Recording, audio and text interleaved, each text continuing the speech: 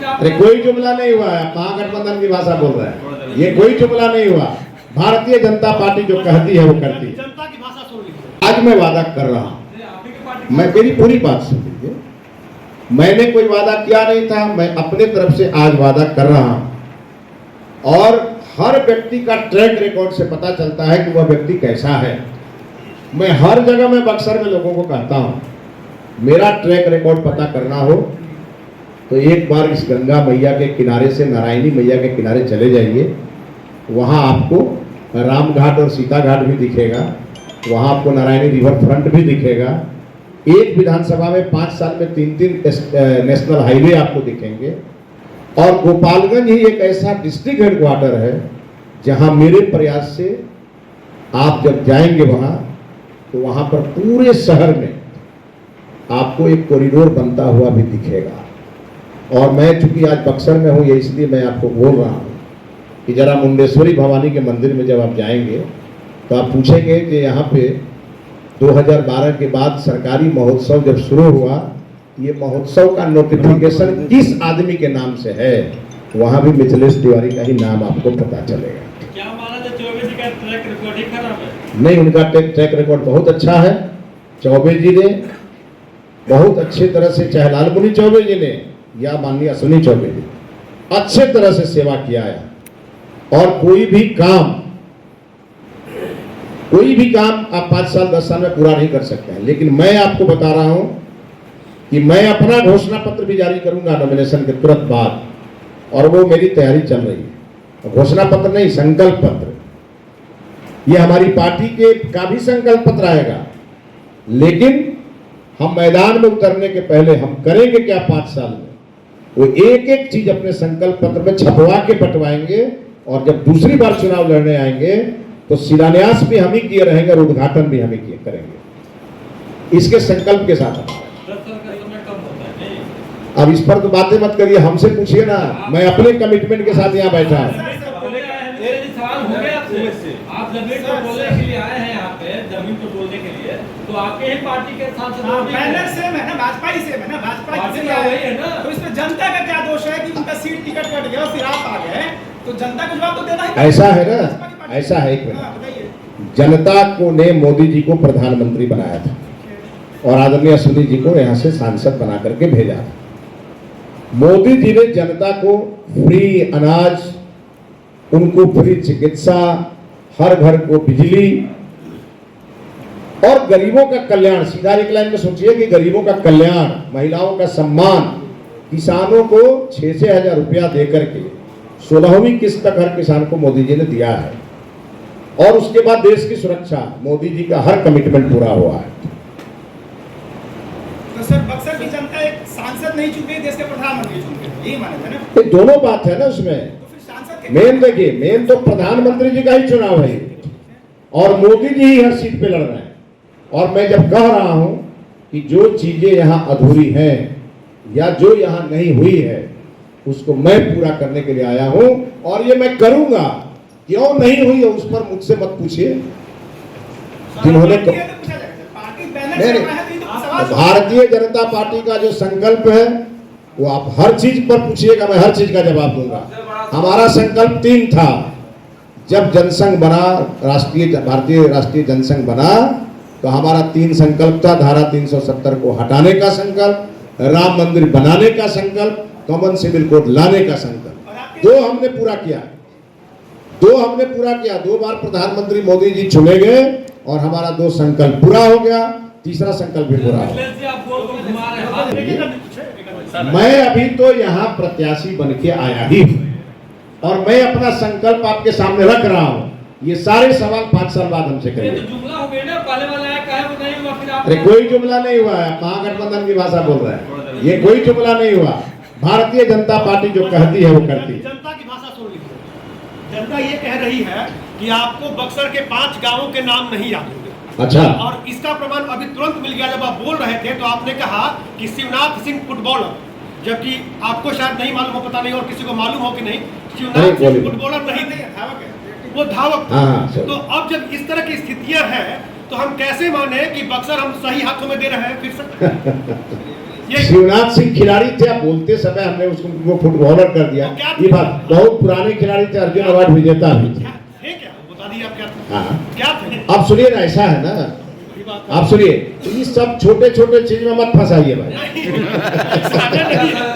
मैं नाम याद कर रहा हूँ, सुनिए, मैं नाम याद, अब मैं क्रिकेट का सचिव रहा हूँ बिहार में, मैं खो खो भी खेलता था, कबड्डी भी खेलता था, फुटबॉल भी खेलता था। एक ऐसे खिलाड़ी जिनको ये बहुत बड़ा सम्मान मिला, वो इसी जिले के थे। एक सवाल और उठता है कि जैसे कि आपने बोला कि किसी भी आदमी तो पे जब बात है कि तो 5 साल 10 साल काफी नहीं होता है किसी भी कार्य को पूरा करने के लिए, आप कैसे कर दीजिएगा 5 साल में? अच्छा, आप एक चीज बताइए, इसके पहले के यहाँ कोई सांसद दूसरे पार्टी के नहीं रहे क्या? पार्टी की छोड़िए ना, वो क्या किए? नहीं, वो क्या किए? फिर तो वही बात और इतना तो तय जान लीजिए, इतना तो तय जान लीजिए कि महागठबंधन ने अपने परिवार की परंपरा को आगे बढ़ाया है। भारतीय जनता पार्टी ने हमेशा कार्यकर्ता को आगे बढ़ाया। बात याद आ गया आपको बात से, जब पूछा गया कि आपका रिजल्ट क्या है तो उसने कहा कि मिथिलेश फेल हो गए हैं और हम कैसे पास हो जाएंगे, यानी दूसरे सांसद नहीं कर पाए पार्टी का जवाब होता है। क्या कह रहे थे, फिर से बोलिए। पहले जो सांसद हुए थे दूसरे पार्टी के, उन्होंने कुछ नहीं किया, तो उन्होंने। अच्छा, आप एक चीज बताइए, ये पिछले ट्रैक रिकॉर्ड पर चुनाव हो रहा है क्या? भाई मैं नया प्रत्याशी हूँ और यहाँ पहले क्या हुआ है उसका रिकॉर्ड लेकर के थोड़े मैं बैठा हूँ। ये जो थे वो बताएंगे, मैं अपनी बात करने के लिए बैठा। मैं एक पार्टी का उम्मीदवार हूँ, मेरी पार्टी का कमिटमेंट आपके सामने है और मैं अपना भी कमिटमेंट उसके साथ जोड़ रहा हूँ। क्या उनको 10 साल के लिए दोषी ठहराया जा सकता है बक्सर का? अब इसके लिए मैं अधिकृत नहीं हूँ।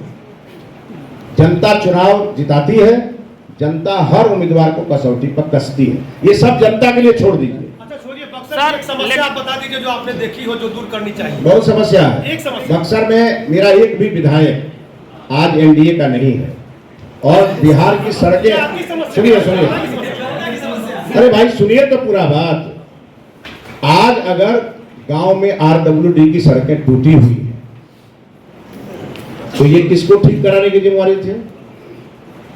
आप समस्या की बात कर रहे हैं तो बताइए ना। आरडब्ल्यूडी के बारे में बता दूं, हाँ। आरडब्ल्यूडी कहता है कि जो सड़कें मैंने बनाई है वो ट्रैक्टर और छोटे छोटे वाहनों के चलने के लिए है, और वहीं से कोई बाईपास करता है तो भाई टूटेगी सड़क, वो बात छोड़ दीजिए। आप कोई ऐसी समस्या बताइए जो आपको लगता है कि बक्सर में दूर करनी चाहिए, अगर आप बक्सर को जानते हैं तो।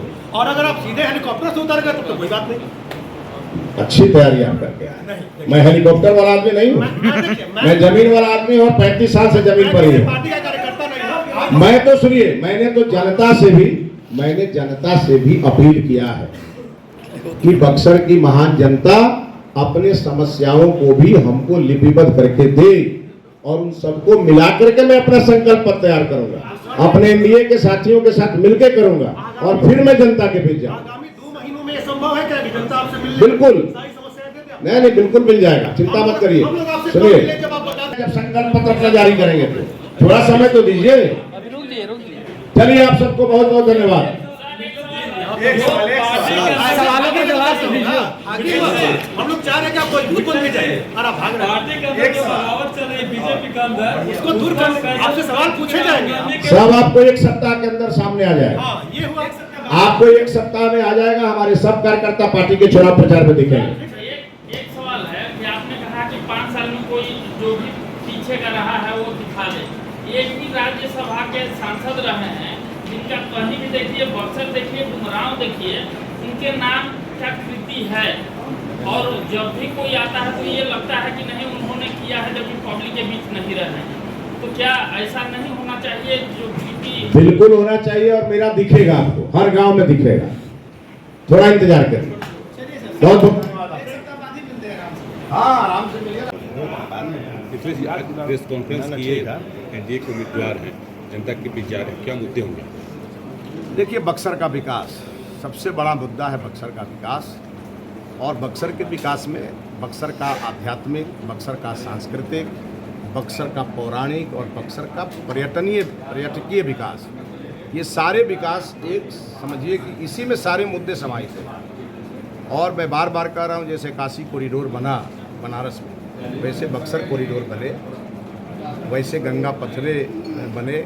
इन सब चीज़ों को लेकर के अभी हम समझ रहे हैं, जनता के बीच जा रहे हैं, उनसे राय भी ले रहे हैं और फिर एक संकल्प पत्र बना करके हम फील्ड में उतरेंगे और 5 साल में दिन रात मेहनत करेंगे और बक्सर को जिस विकास का हकदार बक्सर है, उस बक्सर को वो विकास का हक मुख्य बातें हर हाल में। पत्र में क्या होंगी? देखिए, मुख्य बात विकास, जब मैंने कह दिया, विकास के अलावा क्या मुख्य बात होता है? विकास में सभी चीज़ें आ जाती हैं। और एक बात जो मेरे मन में है कि चूँकि प्रभु श्री राम की ये शिक्षा स्थली रही है, तो यहाँ शिक्षा का एक बड़ा केंद्र के रूप में बक्सर कैसे विकसित हो, इस पर भी मैं कुछ सोच रहा हूँ, लोगों से राय ले रहा हूँ। कई प्रकार के लोगों से मेरी बातचीत चल रही है। एक संकल्प पत्र जब हम आपके बीच रखेंगे तो आपको ध्यान में आएगा कि जो चीज़ें नहीं हो पाई थी वो कैसे होंगी और उसको हम लोग करेंगे। क्या मित्रेश ये नहीं मानेंगे कि विपक्ष के उम्मीदवार से तो लड़ना ही आपको, सांगठनिक चुनौती भी है आपके सामने? देखिए, छोटी मोटी चुनौतियां हैं और वो आपके भी ध्यान में है, मेरे भी ध्यान में, लेकिन उसको हम ठीक करने में लगे हैं। 1 आध सप्ताह में ठीक हो जाएगा। मिथिलेश जी, आप हर सवाल के जवाब में कह रहे हैं कि अभी मैं आया हूँ टिकट लेके, अभी आप बातों को समझ रहे हैं, लेकिन जो पूर्व की बातें जो है अश्विनी चौबे के द्वारा किए गए कामों का काफ़ी विरोध हो रहा है जमीनी स्तर पर, जो हम लोग सर्वे करके, इसको आप कैसे बांटेंगे? बिल्कुल बांट देंगे। मैंने कहा ना, जो उनके अधूरे काम है उसको पूरा करेंगे और कुछ ऐसा काम करेंगे जो आज तक कभी नहीं हुआ।